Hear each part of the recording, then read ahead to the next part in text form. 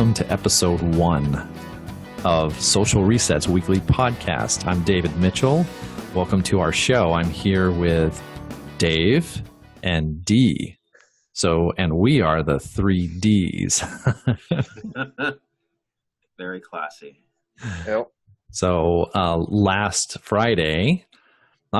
Saturday, we all went out in San Francisco. Yeah, we did. Which was really fun. And we had an approach night. So I am here with my fellow friends. Let me see. We started off in San Francisco. We met up at Union Square at the statue. And the first thing we did a couple of warm-up exercises. And that was pretty fun. Most of them were improv exercises.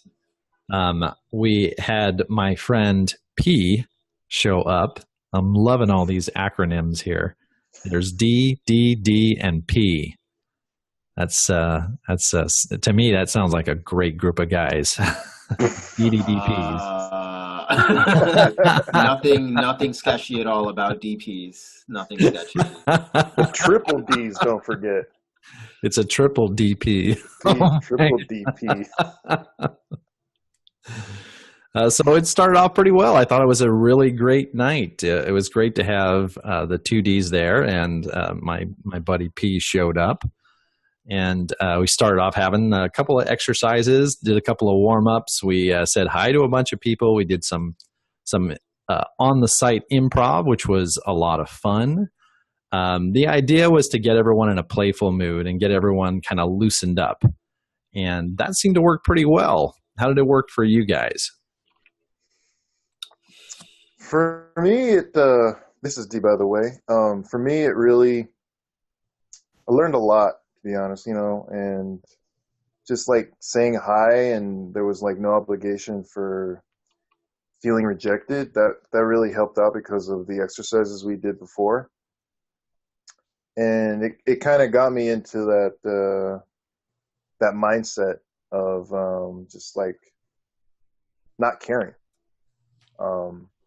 So yeah, we went to, I forget the name of the bar we went to after that. Let me ask you before we get to the bar scene, which was really fun. We'll get into that in a little bit right here.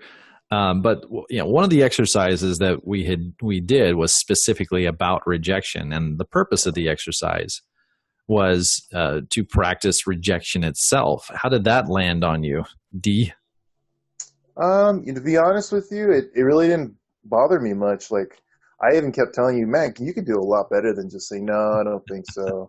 No, I don't think that's going to happen. No, I wanted you I wanted you to say, like, go all the way to the extreme, but you didn't budge. But no, that part really didn't bother me. Well, I didn't want to, have you guys cry. Have you guys? I want you to make me cry. That kind of a shell shattered state of mind before we went out and got rejected for real. Huh. Yeah, the purpose of the rejection exercise is to show you that rejection is really just a state of mind, and if you, it's really just how you frame it. And if you frame it in a fun way, even rejection is something that you can just brush off. And then we walked around the plaza saying hi to people. This is, again, one of the warm-up exercises that we do. How was that for you? For me, it was, at first, of course, I was had a little anxiety, but then after a couple, I'm like, no, this is no big deal. Pretty much where I was, And I was like, I'm thinking, from now on, I'll keep doing that, like, just as a warm-up. That's really helpful. Yeah, I think that was a good exercise. I think for me, the frustrating thing was, talking to someone, like trying to establish eye contact, and they were completely like in their own world, like divorced of like anything I had to say. And, it's a good thing to get used to before you go out and then, try to meet some people at a bar. Yeah. And that was also part of the purpose of the exercise was, when you're just walking up to strangers in a big city and saying hi. Yeah. Chances are they're like hardly going to make any kind of eye contact with you. I was doing it and I was showing a lot of enthusiasm, and I got a couple of weird looks. But for the most part, everyone just kind of like, yeah, hi. Yeah, same here. But yeah, that was really good exercise to start off with.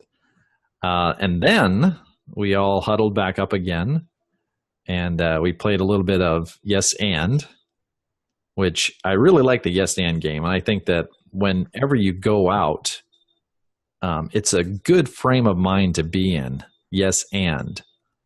Because yes and kind of teaches you to accept what everyone's telling you. Yeah, that's the yes part of it. And then build upon it with the and part of it.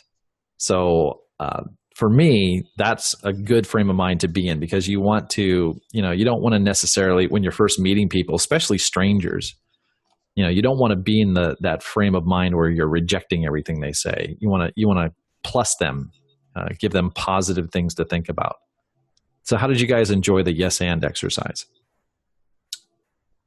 I felt a little rusty because I haven't done it in so long with other people, but after a little more time, I was getting a little better, because I was a little cold, but I felt a little more comfortable each time doing it, and it really, instead of just like thinking what you want to say beforehand, you just got to kind of just go with the flow, pretty much.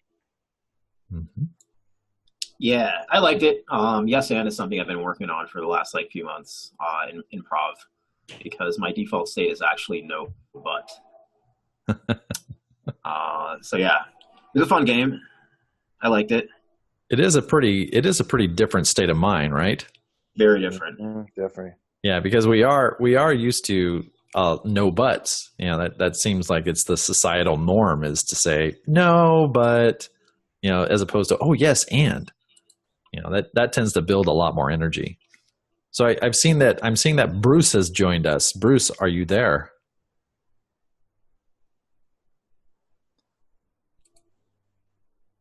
Do we have a lurker? Oh, I am. sorry. Hi, Bruce is here, but I'm not quite sure how to make the app work. So apologies. Well, you're doing great. We can hear you just fine. We can tell that you're a little bit mobile. Well, I installed the app and I'm speaking as I'm driving, so this is a new experience here.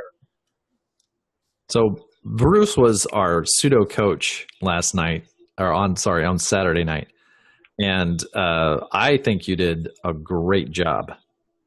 Well, I thank you. I appreciate that. I think there's definite holes in my my technique, but it was fun getting out there and stretching the legs and practicing and meeting a lot of nice people. So really quick, I'd like to kind of go over everyone's skill level here. So Dave, what do you think your skill level is? I mean, I don't want to say poor, but newbie. Yeah, I would say newbie. Absolutely. Okay, so and how many actual approach nights have you done?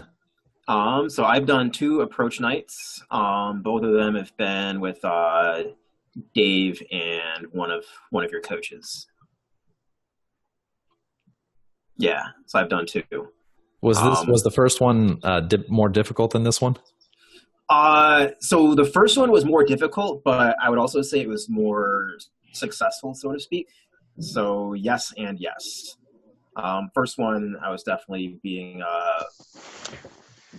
encouraged to find my edge quickly and often, whereas this one, I kind of, was allowed to go at my own pace, so to speak. Yeah, we really pushed you during that first approach night. You had that shell-shocked look on your face. I kind of felt bad because you were getting a lot of personal attention that night. I think that's a good thing, right? And I definitely, I learned that a lot of my preconceived notions about reality and how the world works are just not true. And that night did cause a lot of cognitive dissonance, but I think in the end, that's a good thing, right? Because I'm still here, ready to learn more. Yep, that's very true. Yeah, because at the end of the day, I want those positive outcomes without the stress. so to speak. I think we would all love that. Yeah. So, Dee, how about you? Was this your first approach night? Yeah, for sure. This was probably this would be my first approach night. And I would say definitely a newbie also. I got a long road ahead, but just got to plow through it and just keep on going forward pretty much. That's kind of my outlook right now. Okay, and Bruce. It's definitely not my first approach night, especially for counting approach nights when I've gone out on my own. I think every time you go out, though, you learn, you sharpen, you get better. And, I don't necessarily just look at this as meeting, women. This is something that, you can have approach days, approach afternoons. You're just talking to people, just opening anybody, meaning starting a conversation with anybody. It's all pretty much the same thing. You're just talking to a person. And, the skill set that you're teaching, David, is just applicable to so many different areas of our lives. And so I don't look at it just like approach night. I look at it as you can be approaching all the time, everybody, anyone, always. And it just helps, makes it better. Yeah, I agree with you 100%. In fact, that's one of the tenets that I teach is, approach everyone, everywhere, all the time. So not just the hot women out, on a Saturday night, but, if you're standing in line at Starbucks, talk to the person next to you, or in the park or, wherever you go. Yeah. If it's possible to open a conversation, then I think you should do it. Yeah. Yeah, no, I definitely agree 100%. And, in my own life, I've been trying to do that. So I think when I first met you, Dave, you had us start doing exercises where you literally had to go out and start conversations, some of them with the explicit purpose of getting rejected. And yeah, it's a muscle that needs to be exercised constantly. So even though the approach night was fun, I think my second one wasn't as successful as the first, but I decided double down, stick with it. And so I think in the last couple of days, there've been, I want to say at least 2 approaches that I did, complete random strangers, that I can remember off the top of my head, and wouldn't have been pushed to do that, without this. Otherwise, I'd be stuck looking at my smartphone, Oh yeah, enjoying whatever YouTube video of the day. So the first place we went to we started off at a wine bar, which was really nice. Yeah. I just also want to let all of our listeners out there know that whenever I take guys out for an approach night, they're not allowed to drink. Well, there's only one exception that I allowed drinks, and Dave actually found out what that exception was. Twice. That's right. On both approach nights. It's it's a thing for you. Yeah. So you're only allowed to drink if someone else buys you the drink. That's it. Exactly. And so last Saturday, someone bought him a drink. And the first time we went out, someone bought him a drink. Yeah. You're good at that. I think when I get over the initial anxiety of the approach, the conversation starts feeling more natural, and then my own personality and charm can come out. And once I get to that point, I feel obviously there's I have a lot of room for growth, but I feel okay, right? It doesn't feel like deer in the headlights. And so the 2 times, I got gotten to that point, and apparently people like me enough to buy me free brews, men and women. I agree. I wanted to buy you a drink too. So we started off at the wine bar, and I think it was a good venue to start off with because there wasn't a lot of noise. It was relatively quiet. I mean, they had a DJ going on, but it wasn't overpowering house music or anything like that. And then we walked around. We went into the back room, and the waitress followed us in there, and she did not look very happy at all. Right, Bruce? Yeah. No, she didn't. I did my best to make her feel better, but I don't think she appreciated my line of humor. I don't think she appreciated anyone's line of humor. Well, I think I was teasing her just a little bit, but She seemed like a humorless woman. I found it quite entertaining, and I think everybody else in our group thought it was kind of humorous. So I Yeah, think it worked. was. Yeah, I thought it was really funny, and I think that we got a chuckle or two out of her because we were just teasing her relentlessly. But I think eventually she caved in.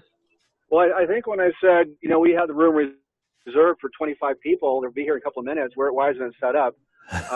She didn't find that humorous at all. But, I thought it was funny. So anyway. And that's all that matters is that we thought it was funny, and it was. We thought it was funny. Exactly, and that's another thing that I try to encourage you guys to just use your sense of humor. Don't worry about making other people laugh. If they don't laugh, that's their problem. I thought it was hilarious. But I think it worked. Yeah, it was great. So we started off there, and we immediately kind of dispersed a little bit. Everyone started talking to different people in the club. I immediately went to the bartenders because I'm a firm believer that the first people you should make friends with are the bartenders. So I started talking to the bartender. Bruce started talking to a couple women at the bar.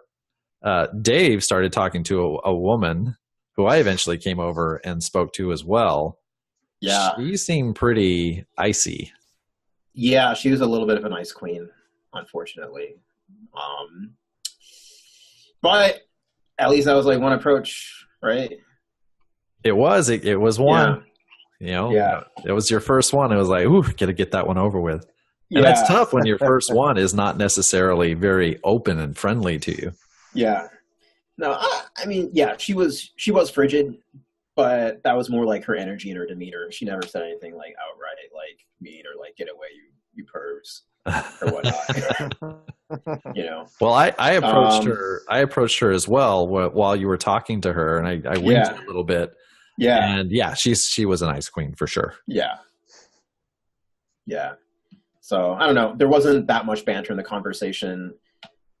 I tried, but then it just ended up in like this, like, dead valley of like, oh, where do you live? Blah, blah, blah, blah, blah. Like that kind of stuff. Yeah. So that wasn't fun. That wasn't that much fun. I think after her, I approached these two Indian women who were sitting by themselves. And so that one was like more fun. So we started talking about science and technology a little bit. One of them had a PhD in nanotechnology from India. So wow. That was cool. And then after I had opened them, I think you came over to like wing a little bit. And then I think after that, like, that was my job, was just professional wingman. Yeah. And I think after that, like later on in the evening, both you and Bruce were bantering like back and forth with like that same crew. Oh yeah, we'll get to them in a second. But that was a fun back and forth. Yeah, we'll talk about that in a second. But I want to bring Dee up here because you were triggered. Yeah, really bad too. Like it was like a 100-pound hippo on my chest. What happened there? I have no idea. No idea. I think maybe because this was, the first time going out with, other guys, and just the anxiety level went up like way more than it's ever before. And I was like in my head big time. I was like, my feet were glued to the floor pretty much. But thankfully, you were there and you said, hey, we need to walk around, Yeah. That energy is just going to stick with you. So we walked around. I was feeling better. And then, we went on, and I felt so much better. It was, oh, God. Just thinking about it gives me anxiety. But, Jesus.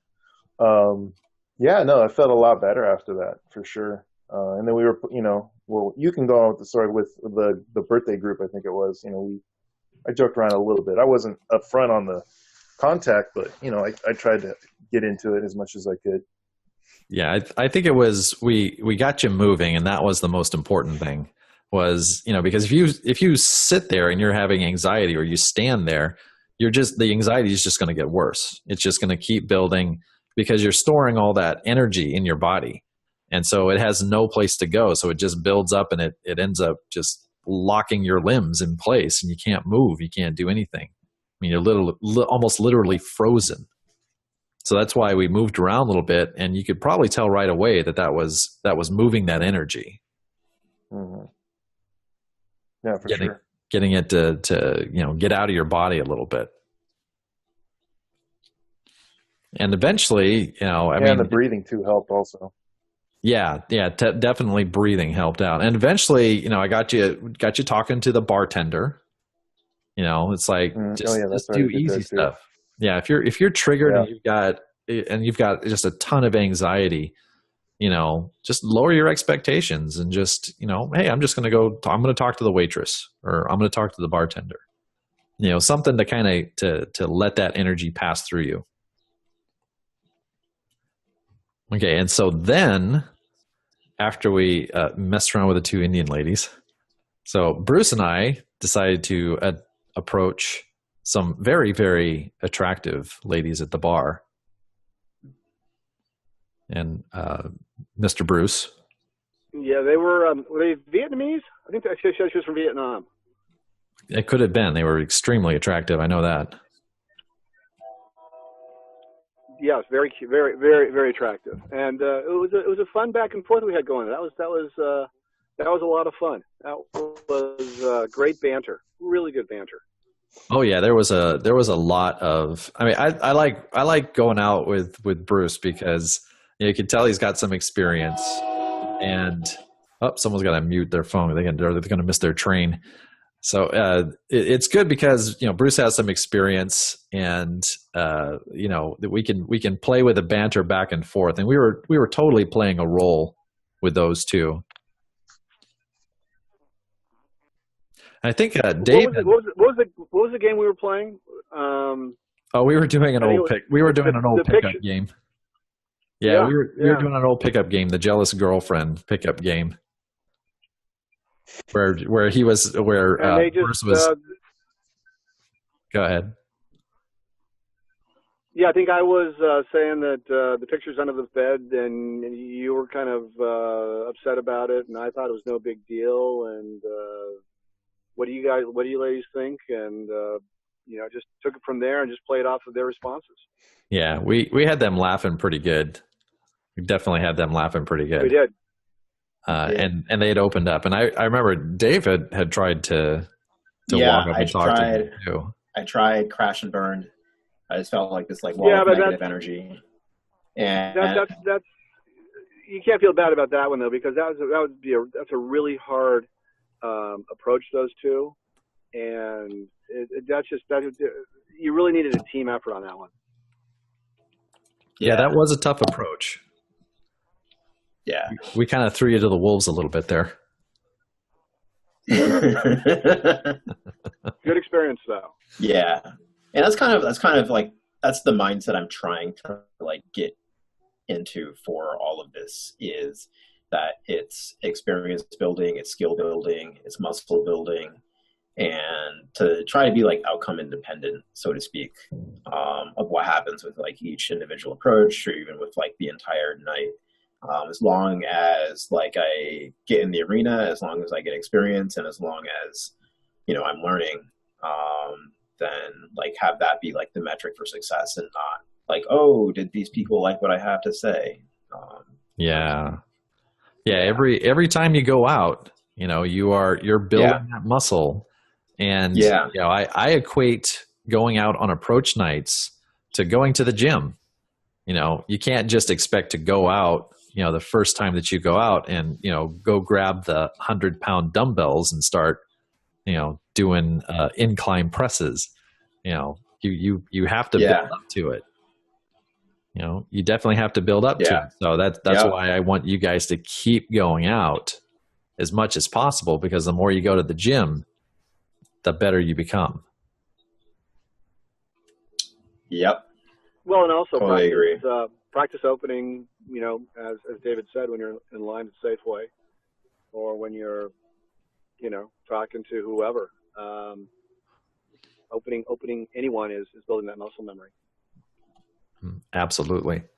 And then we came across that table where they were having a birthday party.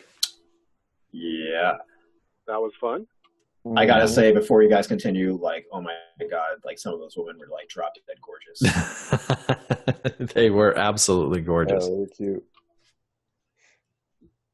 And I thought that was brilliant of Bruce to go in there. And as soon as he found out that it was a birthday, he got all four of us to sing happy birthday to the table. So, Bruce, what was your inspiration for that? I think at a certain point, it's not really inspiration. It's just you're operating on muscle memory. You're looking for that thread. You're looking for that commonality. You're looking for that leverage point. Yeah, that's going to get you into the. You're trying to create a certain level of intimacy almost immediately, and you're looking for those leverage points that allow you to create that intimacy with strangers very, very quickly. And so whatever you see that's going to allow you to do that, you want to grab onto that. So when we found out it was a birthday, it's only natural to try and get, happy birthday going. Because no one had sung happy birthday to her. Yeah, no one had sung happy birthday to her yet. So we were the first. And that led to a great conversation with the really cute girl at the end. What was she? She was from, Spain? Or where was she from? Oh, she was from, I thought like Colombia or something. Oh, was it? South American? Where She was, was she from? I don't remember. But she was definitely gorgeous, that's for sure.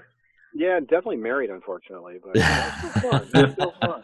She was, I think, Dave, when I was walking out, looking, going, oh my God, she is, she would be like the one you would just trade in a player card for. She is adorable. And I think that you had said something to that effect towards the end of our conversation there, and she had said something along the lines of, oh, yeah, tell my husband that. Well, I didn't want to, discriminate or anything. That would have been wrong. Well, she definitely wasn't getting the love that she deserved. That's for sure. I'm glad that we were able to, to give her a little bit of love there, a little bit of approach love. Gentlemen, I apologize. I have to sign off. I have another event that I had forgotten about, and I apologize. But I want to thank you for letting me be a part of the evening. It was educational. It was a lot of fun. I really enjoyed it. I encourage all of you guys to do it again, and hopefully include me in it. Anybody listening, connect up with Dave and set up a time you can head out with us. And you never know what's going to happen, but it's always fun. Yeah, it's always fun. And thank you for joining us today, and thank you for joining us on Saturday. It was a lot of fun. My pleasure, and look forward to doing it again. Take care, y'all. Now we're going to talk about you as soon as you leave. Make me look good, okay? Take care. See ya. Thanks, Bruce. Later. That was Bruce Wayne, folks. I think he has a whole night of crime fighting ahead of him. Yeah. Change into those tights. Oh, that's the scary thought. I'm not going to be able to get that visual out of my head for the rest of the night now. Oh. That was the point. Although the utility belt might be kind of funny, though. And I could totally see Bruce like the old style Batman with the gray tights. Adam West. I hope he doesn't listen to this podcast later on. God. We'll make sure to post it on GroupMe. No worries. Yeah. Oh, absolutely. So that was a fun way to end. I thought that was a fun way to end that interaction, with those ladies at the table. And then we left the wine bar and we went over to a speakeasy in the basement of a building, one of the buildings in downtown San Francisco. And it was a different venue. And as soon as we walked into that place, the whole front room area was just crowded with the loudest people I've ever heard. I mean, it was like walking into a chicken coop, just how noisy that was. And the energy they were giving off was pretty intense, to be honest. Yeah, I think they were all like in a competition to see who could be the loudest person. Maybe. Was that kind of a little bit of a shock? Where you guys like, where is he taking us? For me, that wasn't. It was just like my first thought was like, "Holy crap! The energy coming off from these people are just crazy." It was really eye opening for me. It's like we're gonna get into this. That's for sure. That was my thought. Oh, did you get a little more triggered? No, actually, I think I was pretty good at that point. I was not like 100%, but I was better for sure. Yeah, got around and walked around a little bit. Yeah. Dave? I was definitely feeling like the anxiety at that point in the evening. I had a little bit during the previous wine bar. But yeah, once we got, I forget the name of the venue, but once we got to like the speakeasy, I think I was definitely feeling like more anxiety and a lot more reluctance to approach. Yeah, so that was a challenge that kind of presented itself during the evening. Yeah, it's hard to tell how the anxiety is going to go. I mean, sometimes it lands on you as soon as you go out, and then sometimes it builds throughout the entire night to where you're actually feeling more anxious at the end of the night than you did at the beginning of the night. Yeah, totally. And that's kind of what happened with me.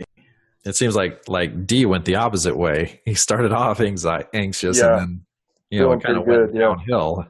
Pretty much. So I felt pretty comfortable when we were on like the other side.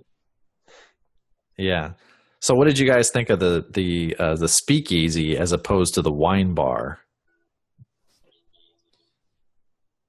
Well, your first impressions. Give me your first impressions. The speakeasy had like more. To me, it seemed a little bit more lively. The wine bar. Agreed. Yeah, the wine bar did not have like a good like overall like global energy. So I think it was a good start though. I think the wine bar was a good start for sure. That was a really good start. Starting point, kind of a nice mellow place. In your face kind of thing. Yeah, for sure. It wasn't like a lot of people. Mm-hmm. Sorry. Yeah, no, the energy was like so much more better at the wine bar. Like it was really a good starting point for me. I can't speak for Dave, but yeah, really good starting point. Yeah. Yeah, and then it seemed like there was a bit of a younger crowd at the speakeasy, so there was more energy. The wine bar, you had groups there, and the women were ranging anywhere from early 20s or late mid 20s to like up into their 50s. So it had a wide range of women there, and there were mostly women there. But the speakeasy definitely had pretty much all women. Yeah, I mean the speakeasy there were a lot. Yeah, it was a very, very mixed crowd. Yeah, and then we started off. We started off just kind of scoping it out, feeling the energy, letting that energy kind of soak in a little bit, walking around, and we didn't do a lot of approaching at the speakeasy, not as much as we had done at the wine bar. I think I got like 3 approaches in. So there was like those 2 girls that Darius was talking to. There's another guy that I met at the bar, and then on my way out, because I think you like collected us to like go leave. Like I ran into a crew that like they had to like move in order for me to leave, and when that kind of led to like its own situation where like some like improv stuff like came in, so I got to like meet everybody and be like crack a few jokes before we like vamoose to the next spot. Yeah, so you got right into that. That was really cool, actually. I like that because I had actually gone to get you at that point because we were about to Yeah. move on to the next bar. Yeah. And I kind of grabbed you and I was walking out and I turned around and you weren't there anymore. And I looked back and you were talking to this really tall guy. He looked like he was about 6'6" or something like that. Yeah. I was talking to a tall guy, and there was like this really like leggy blonde like in that crew. Uh-huh. And she was like laughing. Yeah. She looked like she was like laughing at like most of the stuff I was saying.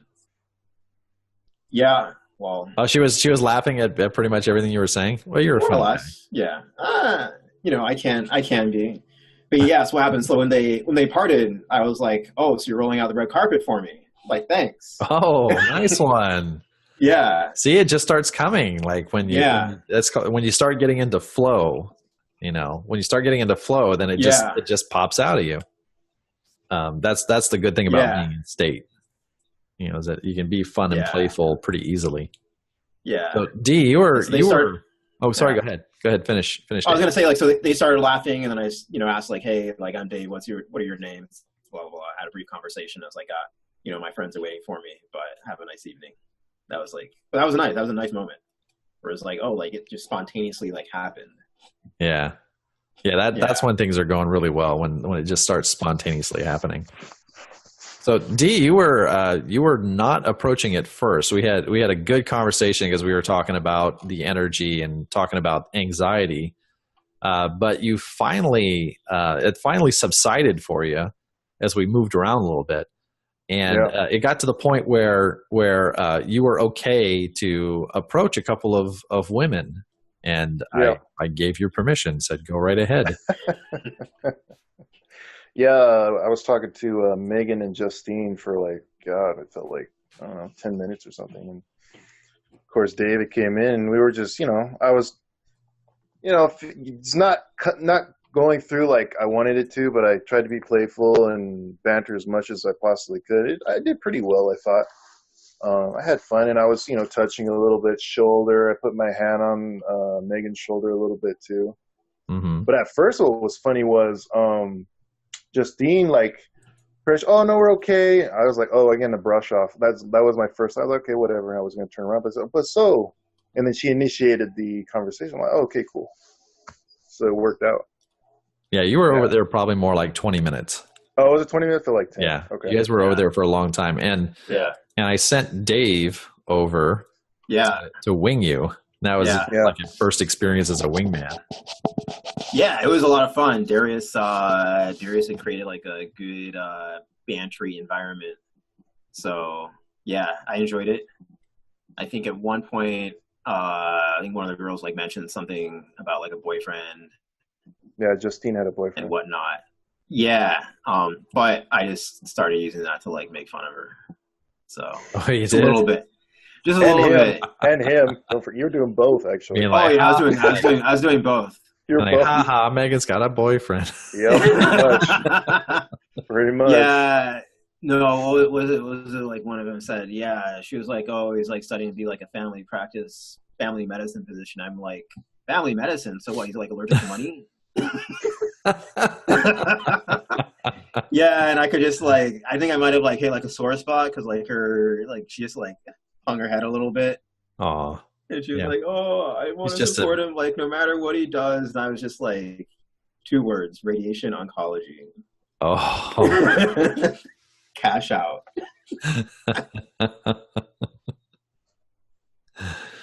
Oh, yeah, so but the one, just an empty, right? The one Darius was talking to, I think. Oh yeah, I like. I've got like for me, like I have to like find like the right balance because sometimes like I can like go past a line where I'm just like being mean, and like of course I don't want to be mean, but I fucking love making fun of people. But for the most part, you were just being yourself, right? I mean, you eventually got to that point where your personality was starting to come through. Yeah, I guess there was maybe it was after the drink. No, because I only got to have a sip. That was a sad thing because like right after I got the drink, you're like, hey, we got to go, and I'm like, this is like a prime old fashioned. I have to just like leave it. So I had like a sip of it, but no, the interaction with those 2 girls happened before I got the drink. Yeah. Yeah. Well, what was that like, your first wing experience? Oh, it was cool. It's nice to like help Darius like keep like things going. I also wanted to like strike a balance where like I wasn't like dominating like the conversation, you know, where it's like, oh, you know, thanks for the help, Darius, but I'm gonna start my threesome now. So That would have been nice. I would have given you props on that one. you know, you go in the corner and watch while like I do my thing. Like that's not like the kind of friend I want to be or wingman I want to be, right? No, So, that you would be one of those wingmen that no one wants to wing with. Wing with, yeah, serious.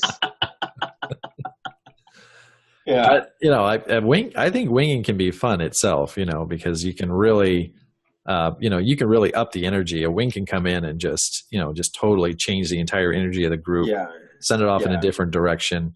And it gives you someone that you feel safe and comfortable with. So it kind of helps you become more yourself. Yeah. You guys got to see Bruce and I. Bruce, oh my much God. more experienced. And I was winging him most of the time. Yeah. So you guys got to see like a really, experienced duo there. I can't lie. That's probably where like a third of the anxiety came from, because my God, you guys were just tearing it up. That's serious, dude. Yeah. Holy mackerel. Yeah, I was just like, there's no way I'm gonna get that good. Oh, you will. You will. I could see it. It's just going to be long road. Well, the idea was not to trigger you guys or to give you more anxiety. It was to just kind of hopefully loosen you up a little bit and just give you some ideas. Yeah. No, absolutely. And like I know that's I mean, like you guys did that, but from like a noob perspective. It was also like a little it was a little scary. It's like, wow, like this is what like the Master Jedi is capable of doing. Obi-Wan Kenobi. Thank you for that. Yeah. So which one's Darth Vader? Which one's but Obi-Wan? Clearly Bruce. Yeah.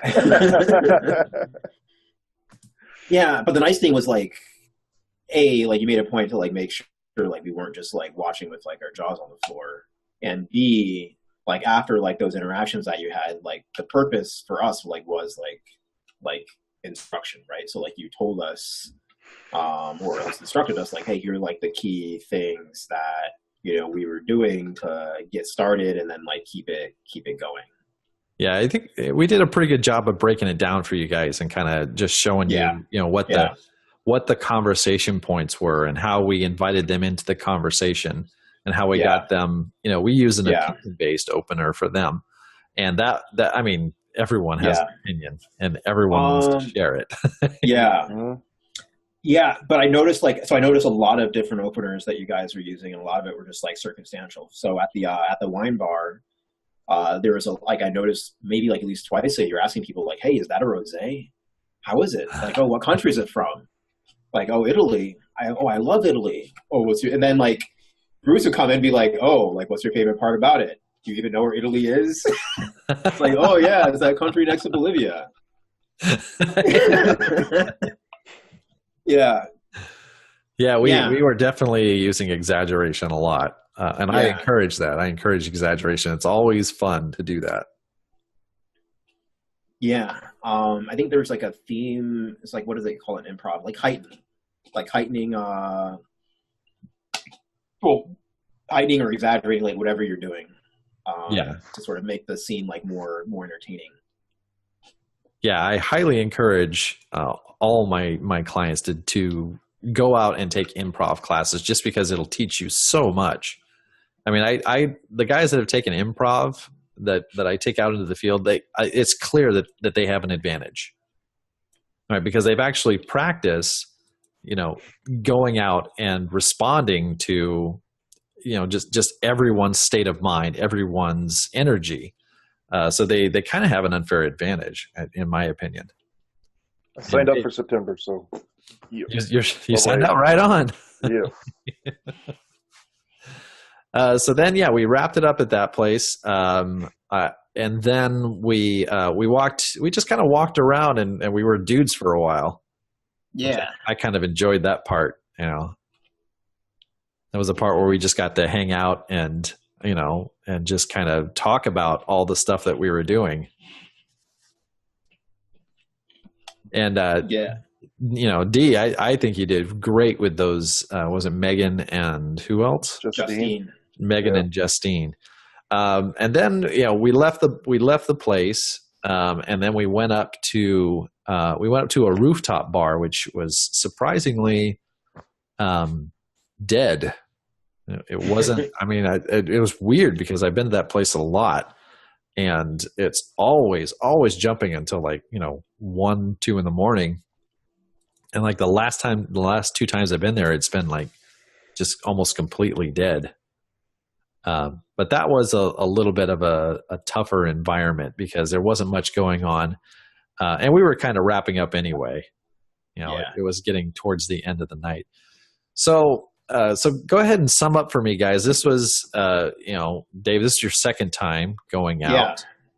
So go ahead and sum it up for us. Like, what was the experience like overall, looking back on it 2 days later? 2 days later. So this last approach night, I think some of the number of the things that I learned. Well, first off, I'd say it was definitely a positive experience, all around. It's not an easy thing for me to do myself. It's taken a long time even for me to accept the label of anxiety, but I'll definitely get anxiety with approaching some social situations, and figuring out how to overcome that in I wouldn't necessarily say structured, but in a measured environment. There's nothing but positive things about it. I think the only negative things I can think of were just to what degree am I triggering myself as I'm undertaking this exercise. But yeah, I think I learned, I definitely learned a lot. Even now, just going over the conversation, there's a lot of things that I picked up from doing improv that I was doing that I didn't even realize. There are a lot of tricks that I learned throughout the evening. So for instance, the different openers, how you position yourself, either when a wingmate's opened up a group, or if you want to open up a group yourself and you want to insert yourself, but you also don't want to seem creepy, or maybe you do want to intentionally seem creepy. How do you how do you do that too? Sometimes that works. Yeah. Positioning, how to position yourself so you can start touching somebody in a non-creepy way. Mm-hmm. Different openers that you can use, even trying to be observant about your environment. Because this is something I don't do at all. But one thing I noticed that you and Bruce were doing is that you were very observant about everything in the environment, be it a ring, be it a pin, be it a glass of wine, anything that you could use to create a hook that you could start a conversation off of. And that's actually an exercise that they teach in improv when they're trying to brainstorm ideas for a scene. Right? They'll give you, a word and say a beach. And then you have to come up with a bunch of, things that are related to beaches. Mm-hmm. And then when you start your scene, you can't actually use those things, but you have to use things that those things inspire. Right? So you're two layers removed, but looking for inspiration from the environment, you guys were doing that a lot. Obviously consciously, and you're really good at it. And that led to openers. I could probably go on and on. Other takeaways that I've had, rejection is okay. It doesn't really have any bearing or reflection on your worth as a human being.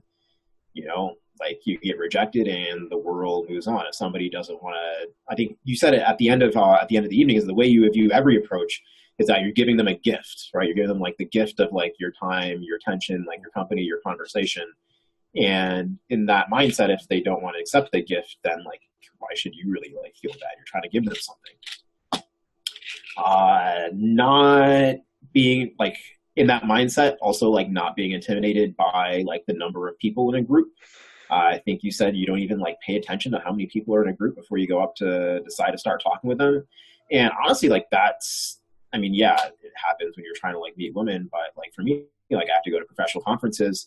Everybody goes as a clique, and if you want to like meet somebody new, or you want to meet like that new, you know, professional, that new like up and rising star, you know, you've got to be willing to like go insert yourself into like their circle and say like, hey, how's everybody doing? Like, my name's Dave. Nice to meet you all. Oh, so what are we talking about? You know, you got to be willing to do that. And so your advice was like, you don't even like think about how many people are. You just go up and do it. Yeah. Other things like I've taken away the 3-second rule. So you've got, once you decide to approach, you've got 3 seconds to go and do it. Otherwise, the anxiety is going to paralyze you, and you're not gonna get an approach. Like the longer you wait, the worse like the anxiety gets. Mm-hmm. Oh yeah, for sure. Yeah. Yeah, and I think the other big takeaway that I learned, actually I learned this the first time, a little less, actually no, there's still some instances this time, but people actually like, once you like throw out like the rejections, like people actually want you to come up and talk to them. Yes, right? they do. Yeah. Like they want like that interaction, you know, the ones who are like, I was like the ones who are left. So like the conversation I had with the guy at the bar who like bought me a drink with like, because I was chatting with him and his like crew buddies, like we were having a great time. The last time like I went out with you and your other coach, where like I approached that entire table of like attractive Asian women, you know, like they all had a blast. So much so that like one of them like actually like bought me a drink. Yeah. And was like totally like reciprocating all of like my flirting and my touching and whatnot. Yeah, that was great. I really enjoyed watching that. Yeah. Yeah, so those are some of the takeaways. And like, so I rationally get like the positive part of it, but the challenge for me is that every time like when I go to start, like my mind is not focused on those like, oh my God, we're gonna have like an amazing evening. Like my mind is like still focused on the anxiety. And I know I'm gonna have to like keep doing this for like a long time. Well, it's not as long as you think. Yeah, especially when you're doing it with a coach, it's a lot shorter. Trust me, because, you know, I mean, someone's mentoring you through all these stages, you know, and they kind of know what's coming next. And, you know, they know where you get stuck, and they know how to get through those, you know, those roadblocks. So, you know, we do have a road ahead of us. I wouldn't say it's, you know, I wouldn't say it's too long. But we're definitely on our way. That's not a cactus field, Dave. It's not a what? It's not a cactus field. It's not a cactus field? Yeah. It's not a briar patch. Yeah. Okay, so thank you, Dave. I personally, I can't wait until, you know, the more we go out. I really enjoy watching you guys grow as you go out, and I'm actually glad that we're recording this podcast, because I want you guys to go back on it, you know, after you've been doing this for a while, and just go, oh my God, you know. But we're, you know, right now we are at the very beginning. We're practicing the approach part. You know, we gave you guys a glimpse of what it's going to be like down the road. But for the most part, right now, you're just trying to get the approach out of the way to get to the point where you're comfortable with approach, and then we'll move on to the next phase after that. So, D, what were some of the positive takeaways that you had? Positive takeaways, like for me, because when I wouldn't call it like approach night when I would go out by myself, but like I learned a lot. Like my mindset before was like, I got to do this on my own. That was pretty much where my mindset was before. But now it's like, well, you learned like, so I learned so much just, you know, watching you guys and actually doing the things that what you taught, and what, you know, going by example. Like I've never had that anxiety, but now I know how to get out of it, you know, and just saying hi to people in general, it just makes you feel so much better, you know. And of course, going through those exercises, you know, with other people instead of bouncing it off pretty much yourself is really helpful. You know, and like I was in my head a lot when we were, either walking around or we were at, the multiple different locations. But, I learned a lot just trying to get myself out of that state with the anxiety. And just you reiterated, like, I'm basically repeating what Dave said, like we're giving a gift to these people. We shouldn't really go by what they think. We're there to enjoy ourselves. If they don't enjoy our company, then we'll just move on to another person or a group. Yes. And I really, this is a great review just for me, just listening to what you guys are saying. And the examples, like, just be playful, have really high energy, and just don't be serious. Just be a jackass pretty much the whole time, I guess, would be the best way to put it. That's the greatest takeaway I've ever heard. Be a jackass. Yeah. Yeah, just be a jackass, man. Typically, like, at work, we have to be, serious, be professional, don't cross that line. And I'm like, you know what? Like, a couple days a week, I'll just, touch that line a little bit. Like, one of the girls at work, she was limping, and it's like, "What's up, Gimpy?" With a big old smile. I know you're not supposed to say that at work, but I didn't care. I was like, you know what? I'm just going to throw it out there. And she's had this big old smile. I was like, "What the hell did you take today?" It's like, "Nothing. I just wanted to be, be a little joking around a little bit." So, yeah, man. Yeah. Just be, like, it's being playful. Being playful. Just let go of that society. I think society kind of puts that on, you're not supposed to always have that filter. And I think when you're being out there and without that filter, just, I guess, being yourself and just say what you think is just like the best way. It makes you feel so much better. Yeah, I totally agree. Like, for me, that's actually like a big problem. I kind of feel like over the last decade, like my professional life has kind of like beaten that playfulness out of me. And to the point where it's like, like I don't feel like I can like be playful, like on command, be like, "Oh, Dave, like start having fun like that."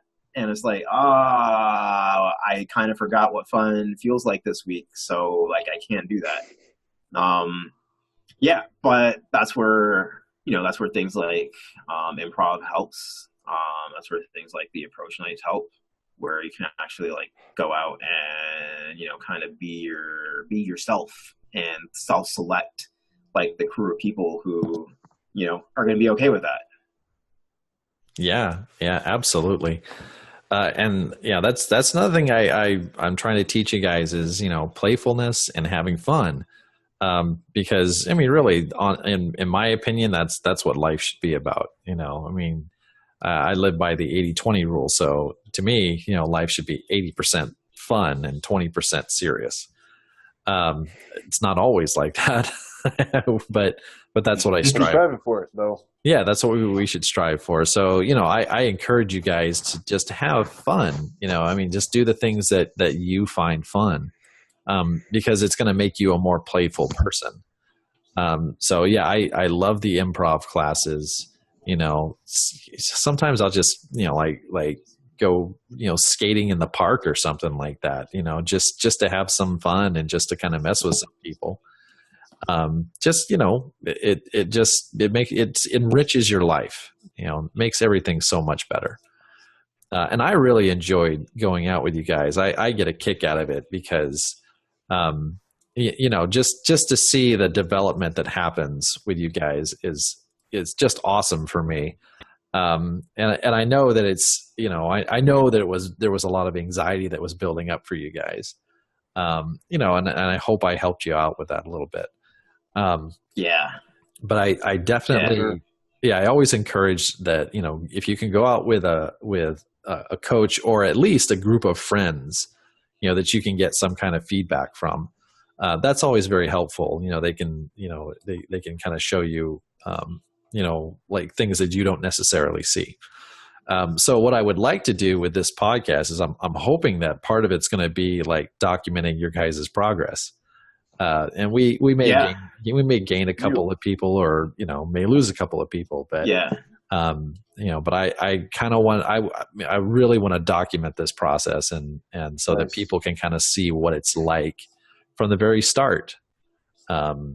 and I think that we had a really good start to this adventure that we are on.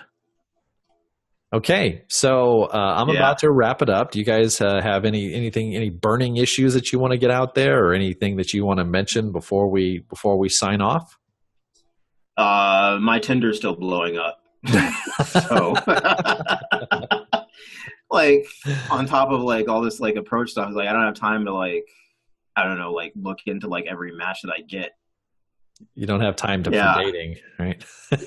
Yeah, and it's like, no, it's like I've got like maybe like, yeah, but I got like maybe like three like nights a week, you know, and like one of them now is like going to go to like learning approach, and it's like, well, I got 2 left.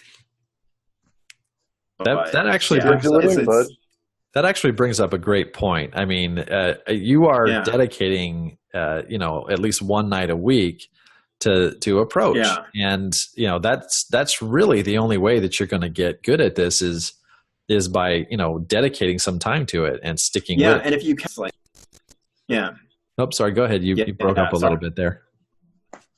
Oh yeah, I think we got crossed. Yeah, I was going to say that if you count improv, which it has like other benefits, but you could say like maybe like 1.5 to 2 nights a week actually.